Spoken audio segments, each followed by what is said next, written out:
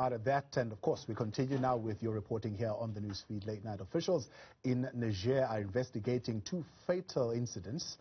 An ambush on a military patrol near Niger's border with Mali resulted in soldiers there losing their lives. Niger's military later intercepted a group of suspected extremists, killing at least 24 who are said to have been preparing an attack on a village. Both incidents are being officially investigated. For more on this, I'm now joined by Malian economist and strategist Kasum Koulibaly. Kasum, good evening, and thank you very much for joining us tonight here on the newsfeed late night. Just give us a broad picture of these incidents and these attacks, and what do they actually mean and indicate, and who has taken responsibility for these actions? Thank you very much. I'm very happy to talk to you today again. We need to understand that in that part of the Sahel region, like the three borders of Burkina Faso, Niger, and Mali, is a place where the jihadists and terrorists are fighting a lot against military people, but also with civilian people also. And we have get a lot of people killed in that space, and we continue to struggle for peace and security in that space in Sahel region. But let me remember you that recently the dead President of Chad, President Idriss Déby Itno, sent about 1,200 people, military, to fight against the terrorists in that space also. So after this bad incident in Chad, we know that the people trying to get new strength to combat because the people who were fighting against them came back to their country in Chad. And we understand that we are now in a time now we need to reinforce our military strategies and bring all of the people who can join their force to combat these terrorists in that area of Sahel region. Talk then about the capacity of the military to respond to this, to these attacks and these militant attacks. Those capacities are too low. You know that we have the army of Mali, which is a wicked army, the army for Burkina Faso, which is also a wicked army, in Niger also a wicked army. And we don't understand how those three countries cannot come together with a strong strategy against the Sahel region, against the Barkhane forces, which is the French forces, against with Takuba forces, the European forces, and supported by the U.S. Army, intelligence forces in Niger. How can't we able to fight against these terrorists? We as civilian people, as analysts, we cannot understand this very well. And in MINUSMA forces, where we have about 5,000 military, engaged in the Sahel region, we don't understand how we cannot come to fight those terrorists.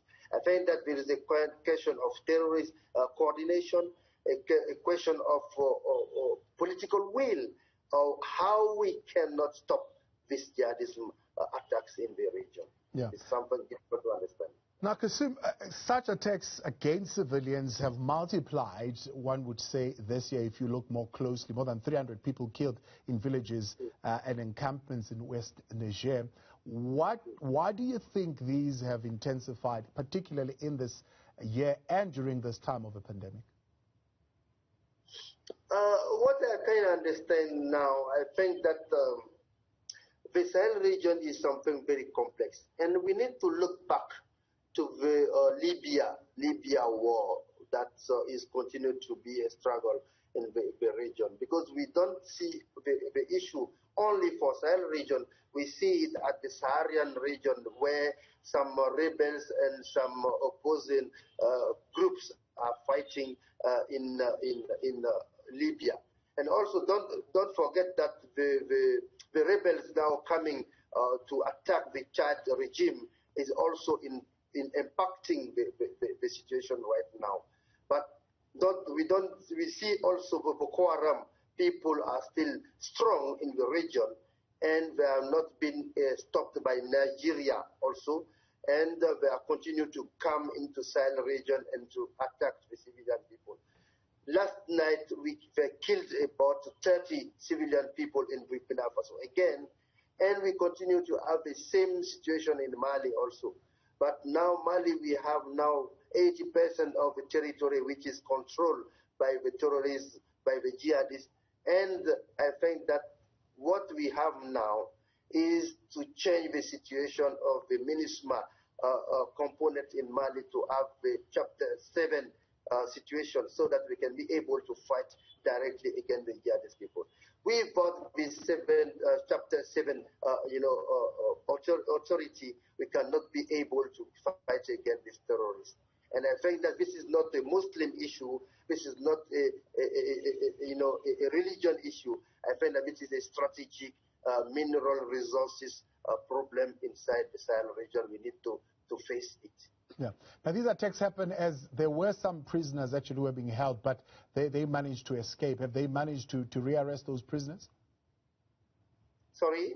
I'm saying the attacks are happening as there were prisoners who were arrested that managed to escape. Have they rearrested anyone in this recent incident? No, I'm not sure. I'm not sure. Maybe someone has been killed. But I'm telling you, those people who were supposed to not be a very, very solid army, how can they escape in that situation? It's something difficult to understand. Maybe there are some people inside our national armies who are working with them and to serve them to do the bad attacks. But I'm not sure someone is to be rearrested in the situation. It's something very sad to say.